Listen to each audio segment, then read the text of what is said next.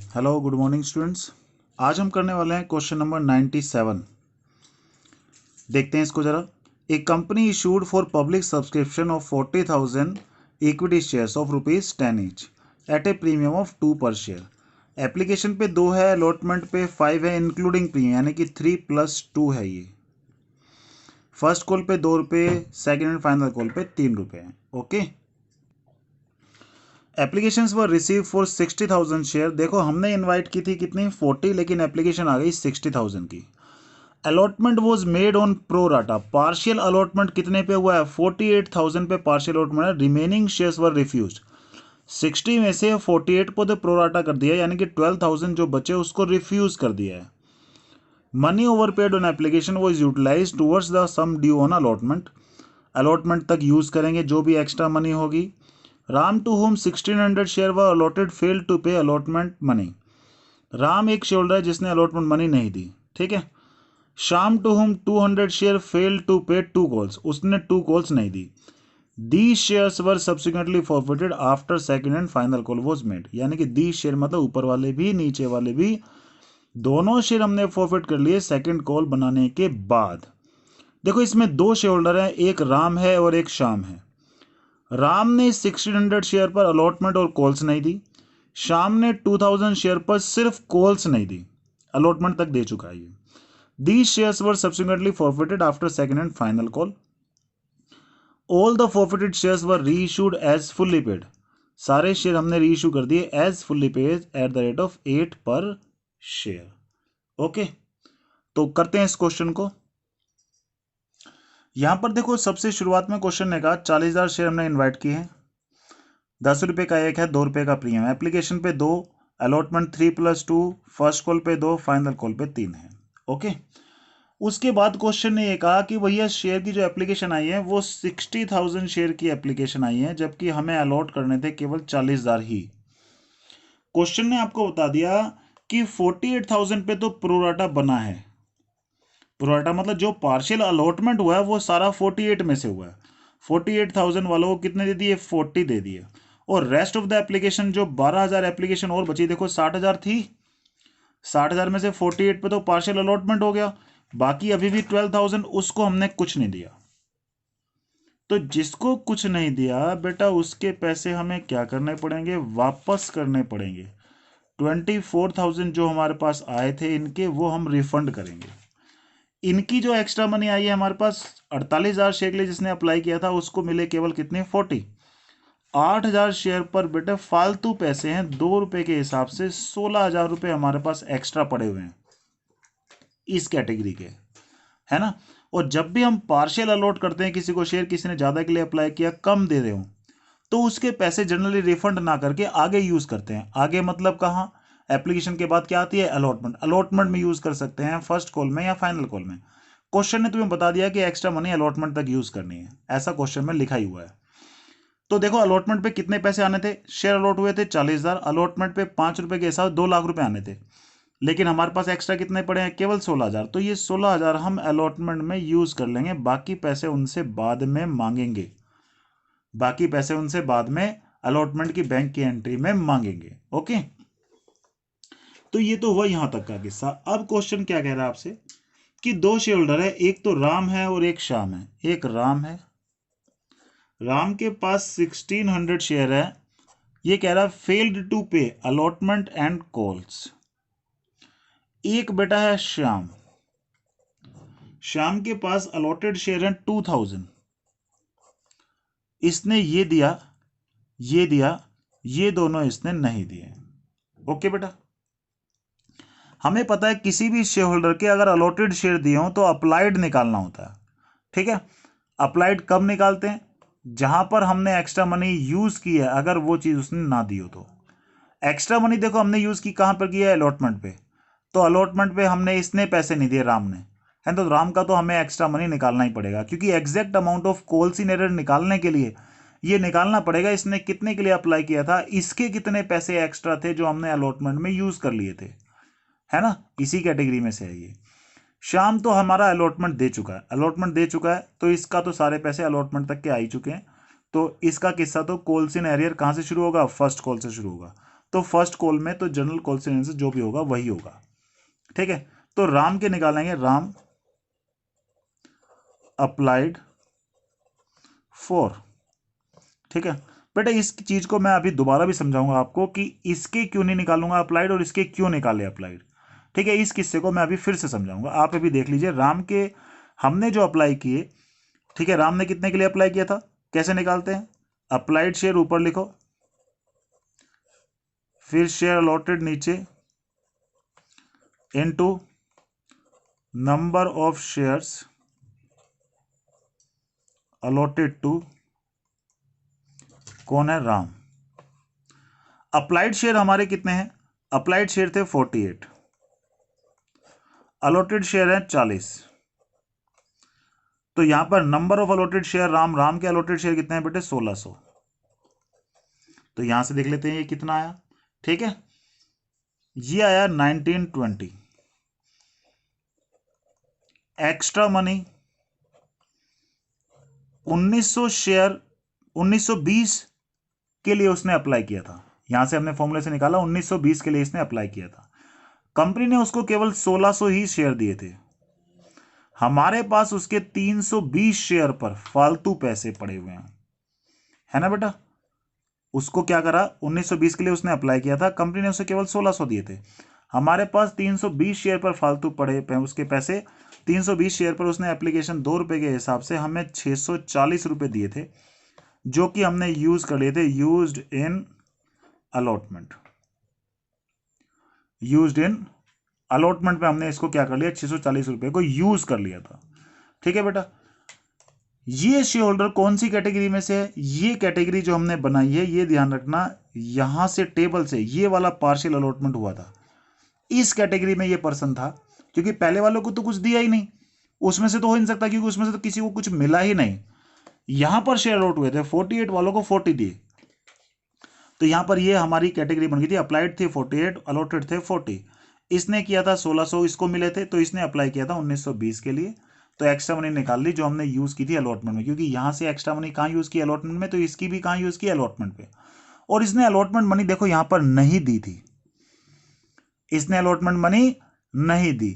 सोचो 1600 शेयर पर 5 रुपए के हिसाब से हम ये एज्यूम कर रहे हैं 8000 नहीं मिले, लेकिन ये पता लगाना जरूरी है कि अलॉटमेंट पे जो एक्स्ट्रा मनी मिली थी, क्या वो कितनी थी, जो उसने एक्स्ट्रा मनी हमें पहले से ही दे रखी थी। 1600 शेयर पर 5 रुपए के हिसाब से 8000 रुपए आने थे, लेकिन 8000 में से 640 तो हम उसके पहले यूज कर चुके थे एक्स्ट्रा मनी, तो ये माइनस करेंगे, यानी कि हमारे एट प्रेजेंट कितने पैसे आने थे, 7360 ही आने थे, जो कॉल्स इन एरियर है। सोचो ये वाला जो अमाउंट हमने क्यों निकाला, जिससे कि exact amount of calls in arrear निकल जाए। 1600 शेयर पर 8 रुपए के 5 रुपए के हिसाब से 8 रुपए आने 8000 आने थे, 8000 में से पहले ही कितने आ चुके हैं 640, तो अब कॉल्स इन एरियर इसमें से ये माइनस करने के बाद निकलेगा एग्जैक्ट अमाउंट निकालने के लिए। अब ये तो अलॉटमेंट दे ही चुका है, इसका तो कॉल्स इन एरियर निकालने की जरूरत ही नहीं है, तो इसलिए इसके एक्स्ट्रा मनी निकालने की भी नीड नहीं है, इसलिए हम इसकी नहीं निकाल रहे, सिर्फ इसकी निकालेंगे। क्यों, क्योंकि एक्स्ट्रा मनी माइनस करके exact amount of calls in arrear निकालना पड़ेगा। ओके, तो शुरू करते हैं इस क्वेश्चन को। सबसे पहली एंट्री बेटा किसकी होती है, बैंक की। Bank account debit to share application account. कितनी एप्लीकेशन हमारे पास आई है, 60,000 शेयर की हमारे पास एप्लीकेशन आई है, ठीक है बेटा। एप्लीकेशन पे हमारा कितना था, 2 रुपए था, तो टोटल 12,000 1,20,000 रुपए हमारे पास एप्लीकेशन मनी आ गई है।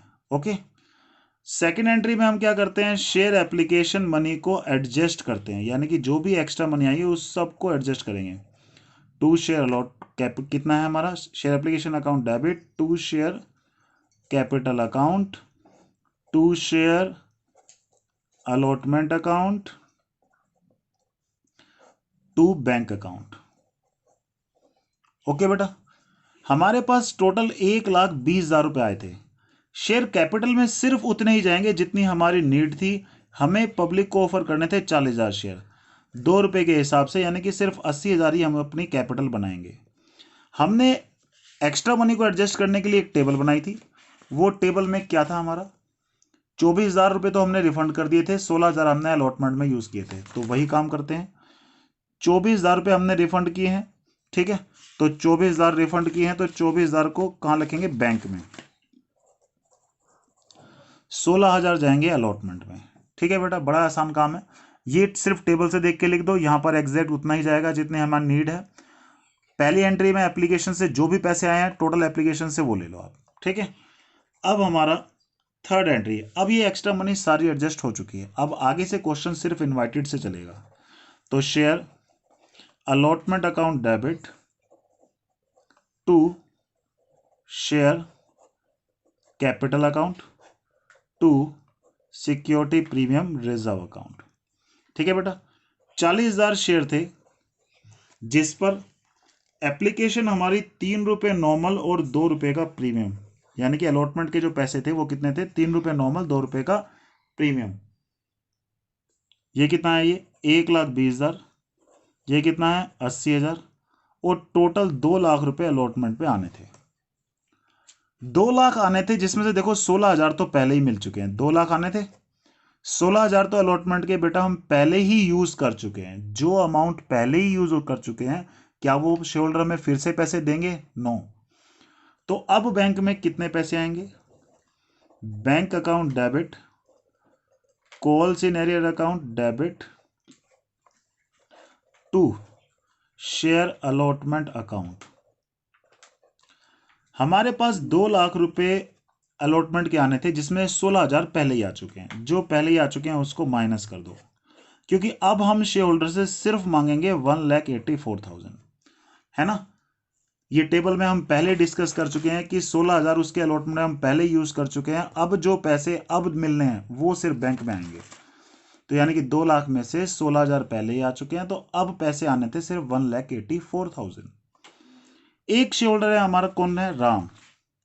राम ने अलॉटमेंट के पैसे नहीं दिए, 1600 शेयर पर 5 रुपए की अलॉटमेंट नहीं मिली, यानी कि 1600 शेयर पर 5 रुपए की अलॉटमेंट नहीं मिली, लेकिन राम पहले ही हमें एक्स्ट्रा मनी 640 रुपए दे चुका था जिसको हमने यूज किया था अलॉटमेंट पे, तो वो माइनस कर लेते हैं। यहां पर ये 640 हमने माइनस कर दिए, तो अब हमारे पास कितने पैसे आने, 7360, ये हमारे पास आने थे जो कि उसने नहीं दिए, कॉल्स इन एरर में चले गए। बैलेंसिंग फिगर हमारी कहां चली जाएगी, बैंक में चली जाएगी। ओके, तो बैंक का अमाउंट बैलेंसिंग फिगर आ गई 176,640। ओके, अब करते हैं हमारी किसकी एंट्री है, फर्स्ट कॉल की एंट्री करते हैं। फर्स्ट कॉल में हमारे पास कितने पैसे आने थे बेटा, फर्स्ट कॉल कितने की थी ये भी देख लो। अब आप, फर्स्ट कॉल थी हमारी 2 रुपए की, तो क्या एंट्री करेंगे, share first call account debit to share capital account. 40,000 share पर फर्स्ट कॉल बेटा 2 रुपए की थी, यानी कि 80,000 रुपए हमारे पास आने थे। तो देखते हैं बैंक में कितने पैसे आए हैं, bank account debit calls in arrear debit to share first call account. 80,000 रुपए हमारे पास फर्स्ट कॉल के आने थे। कितने हमें फर्स्ट कॉल के पैसे नहीं मिले वो हम देख लेते हैं अभी, कितने नहीं मिले हैं फर्स्ट कॉल के पैसे। फर्स्ट कॉल ना तो राम ने दी ना श्याम ने दी, 1600 शेयर पर भी नहीं मिले, 2,000 पर भी नहीं मिले। तो देखते हैं जरा, एक तो 1600 शेयर पर 2 रुपए की फर्स्ट कॉल नहीं मिली, एक 2,000 शेयर पर 2 रुपए की फर्स्ट कॉल नहीं मिली, ये टोटल पैसे हमें नहीं मिले हैं, यानी कि 4,000 ये और 3,200 रुपए ये, 7,200 रुपए टोटल हमें नहीं मिले। तो मिले कितने, बैलेंसिंग फिगर। बैलेंसिंग फिगर हमारी कितनी आ गई है, 72,800। ओके, अब फाइनल कॉल की बारी, share final call account debit to share capital account. ठीक है बेटा, अब यहां पर हम देख रहे हैं कि 40,000 शेयर पर फाइनल कॉल हमारी बेटा कितने की थी, 3 रुपए की फाइनल कॉल थी। 1,20,000 रुपए हमारे पास फाइनल कॉल के आने थे। देखते हैं कितने आए हैं, bank account debit calls in arrear account debit to share final call account. 1,20,000 रुपये आने थे। फाइनल कॉल भी ना तो दी राम ने और ना दी श्याम ने, यानी कि 6,000 ये नहीं मिले, 4800 रुपये ये नहीं मिले, 10,800 रुपये नहीं मिले। तो जो मिले वो क्या है? Balancing figure. ओके, तो ये हमारी कितनी आई? 1,09,200 रुपये। ठीक है बेटा, 10,800 रुपये हमें नहीं मिले, बैलेंसिंग फिगर जो है वो मिल गई। अब राम और श्याम दोनों के शेयर हमने क्या कर लिए हैं? फॉरफिट कर लिए हैं। फॉरफीचर की एंट्री आएगी। फॉरफीचर की एंट्री बेटा क्या आता है? Share capital account debit, security premium reserve अगर नहीं मिलता तो डेबिट करना पड़ता है। ठीक है, आपने देखा होगा राम ने नहीं दिया तो सिक्योरिटी प्रीमियम रिजर्व डेबिट होगा। राम ने अलॉटमेंट के पैसे नहीं दिए थे और अलॉटमेंट पे कॉल्स इन एरियर था, ठीक है, तो प्रीमियम भी उसने नहीं दिया। टोटल 1600 शेयर तो राम के प्लस 2000 शेयर श्याम के, 3600 शेयर को फॉरफिट किया है। 10 रुपये कॉल्ड अप था, यानी कि 36,000 रुपये।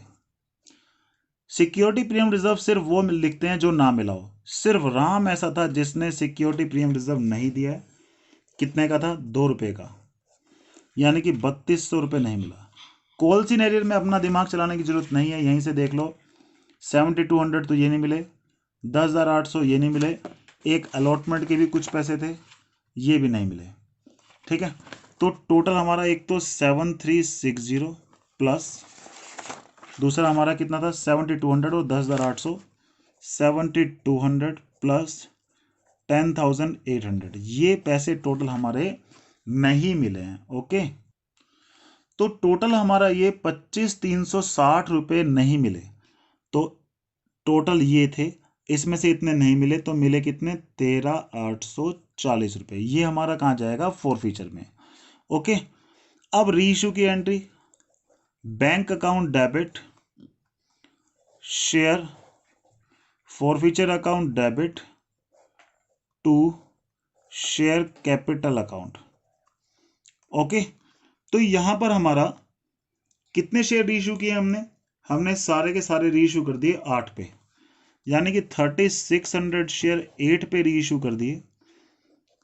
फुल्ली पेड लिखा है, यानी कि पूरे 10 रुपये था और 2 रुपये का क्या चला गया? हमारा डिस्काउंट चला गया। डिस्काउंट ऑन रीइश्यू कहाँ लिखते हैं? शेयर फॉरफीचर में, डेबिट में। टोटल 36,000 हैं, जिसमें से 7200 का तो डिस्काउंट ही चला गया, तो बाकी हमारा यहाँ पर कितना बचा है? 28,800 रुपये बैंक में आ गया। अब कैपिटल रिजर्व की entry, share forfeiture account debit to capital reserve account. देखो 3600 ही शेयर फॉरफिट किए थे, 3600 ही रीइश्यू कर दिए। जितने शेयर फॉरफिट किए थे उतने ही रीइश्यू कर दें, फिर इतनी टेंशन नहीं है। फिर तो डायरेक्टली आप इसमें से ये माइनस करके आंसर निकाल सकते हो, यानी कि 13,840 में से माइनस किया 7,200, तो डायरेक्ट आपका आंसर आ जाएगा। ठीक है, आंसर हमारा कितना आया है वो भी देख लेते हैं हम। आंसर आया हमारा 6640। तो बेटा ये क्वेश्चन हमारा क्या हो गया? कंप्लीट।